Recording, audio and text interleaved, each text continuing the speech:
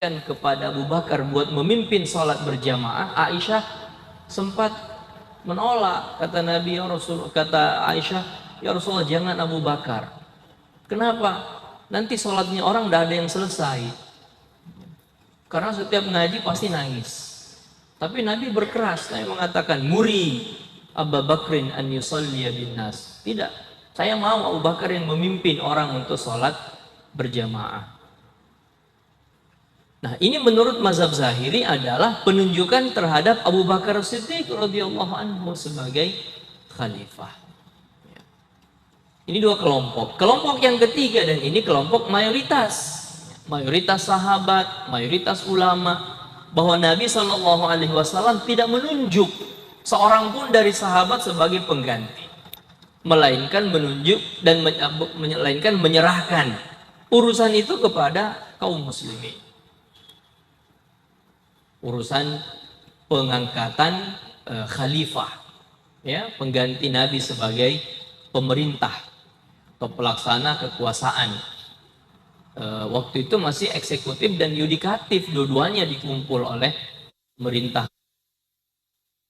Hingga akhirnya bermusyawarah dan ujung-ujungnya juga sampai kepada Abu Bakar As-Siddiq radhiyallahu anhu. Semua membaiat, termasuk antara lain adalah Ali bin Abi Thalib dan Fatimah radhiyallahu anhuma. Mereka membaiat Abu Bakar sebagai khalifah. Teksnya ada, ya, bahwa mereka ikut membaiat, tetapi bukan pada hari pertama. Karena hari pertama mereka masih sibuk mengurus jenazah Rasulullah sallallahu alaihi wasallam.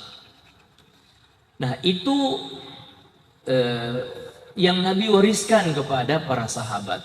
Abu Bakar diangkat menjadi khalifah. Kemudian ketika Abu Bakar wafat, kepada Umar metodenya juga berbeda, metode pengangkatannya. Abu Bakar As-Siddiq radhiyallahu anhu memberi rekomendasi kepada Umar radhiyallahu anhu sebagai khalifah pengganti dan disampaikan kepada para sahabat. Nah, meskipun sebagian ulama mengatakan itu penunjukan atau pengangkatan langsung, jadi khalifah mengangkat dan menunjuk, atau menunjuk dan mengangkat khalifah berikutnya langsung menyebut namanya. Tapi bagi pandangan atau sebagian ulama lain dalam mazhab Ahlus Sunnah bahwa itu bukan pengangkatan langsung, tapi itulah bersifat rekomendatif. Rekomendasi Abu Bakar As-Siddiq kepada para sahabat untuk, ya kalau kalian setuju silakan, Umar lah yang jadi pengganti saya. Dan betul tahun 13 Hijriah, ya. Jadi Abu Bakar Siddiq dari tahun 10 sampai tahun dari tahun 11 sampai tahun 13 Hijriah. 13 Hijriah Umar bin Khattab diangkat menjadi khalifah dan mendapat gelar sebagai Amirul Mukminin. Sebagai Amir al-Mukminin. Hingga tahun 23 Hijriah. Umar bin Khattab kepada Utsman bin Affan radhiyallahu anhu juga dengan metode yang berbeda.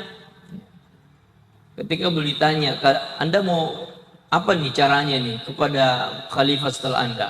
Beliau mengatakan, kalau saya biarkan terbuka itu metode Nabi, kalau saya menunjuk itu metode Abu Bakar.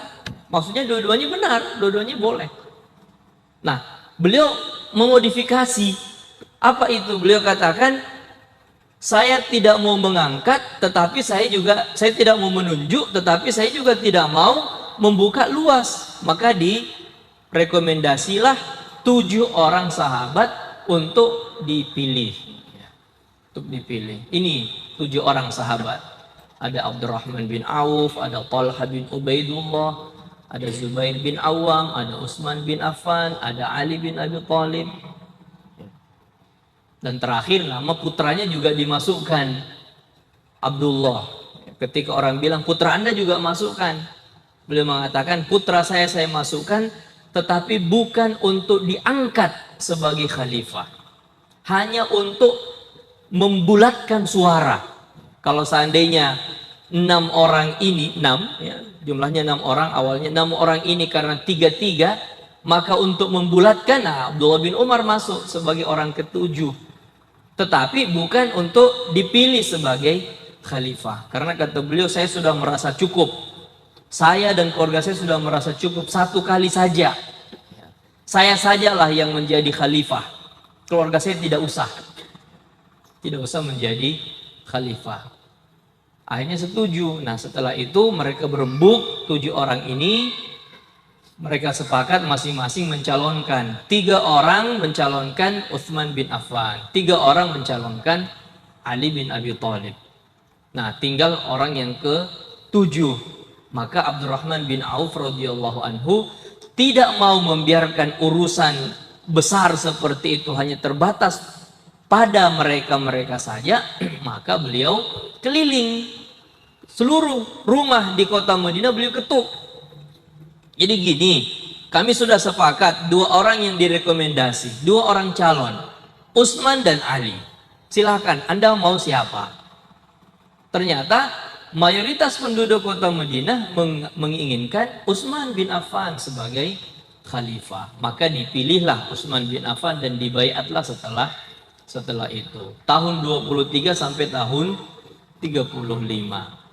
Tahun 35 beliau terbunuh radhiyallahu anhu. Lalu para sahabat bermusyawarah lagi, mereka sepakat. Hasil syura menunjukkan bahwa Ali bin Abi Thalib yang paling pantas. Maka diangkatlah Ali bin Abi Thalib radhiyallahu anhu. Ini gambaran besarnya. Jadi Nabi musyawarah, Abu Bakar rekomendasi, Umar menggabungkan antara rekomendasi dan musyawarah. Utsman tidak sempat, maka kembali kepada sistem musyawarah. Sebenarnya sih semuanya musyawarah juga ujung-ujungnya itu. Karena Abu Bakar Siddiq pun juga kan sifatnya rekomendasi, ya. Jadi kembalikan kepada para sahabat juga yang ada pada waktu itu.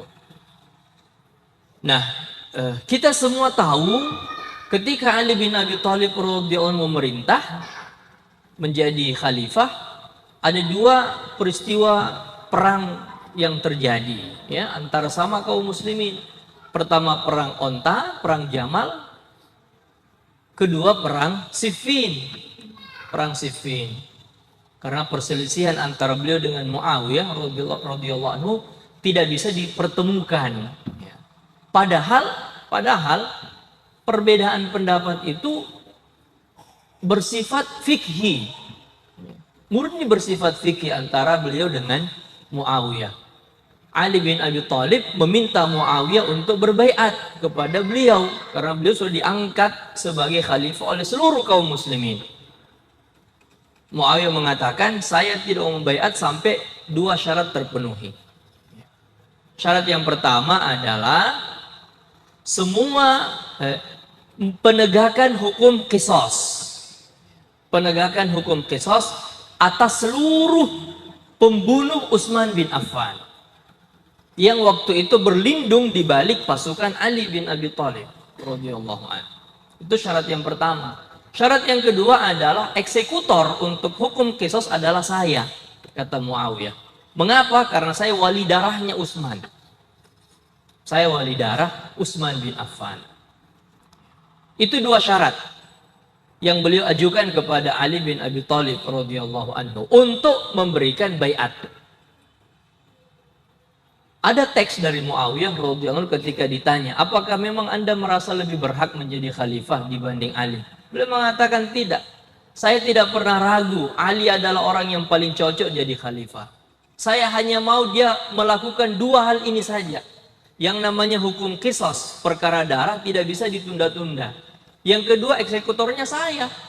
Karena saya adalah saya adalah wali darahnya Utsman. Ahli warisnya, ya, memang keluarga pada waktu itu. Muawiyah bukan diangkat oleh Utsman atau bukan diangkat sebagai gubernur pada zaman Khalifah Utsman, bukan, sebelumnya. Sejak zaman Umar bin Khattab radhiyallahu anhu, beliau diangkat di daerah Syam, ya, di negeri Syam, Damaskus dan seterusnya itu. Sedangkan Ali bin Abi Thalib menganggap tidak begitu. Anda serahkan baiat saya sebagai khalifah, prioritas utama kita adalah stabilisasi keamanan. stabilisasi keamanan, karena ini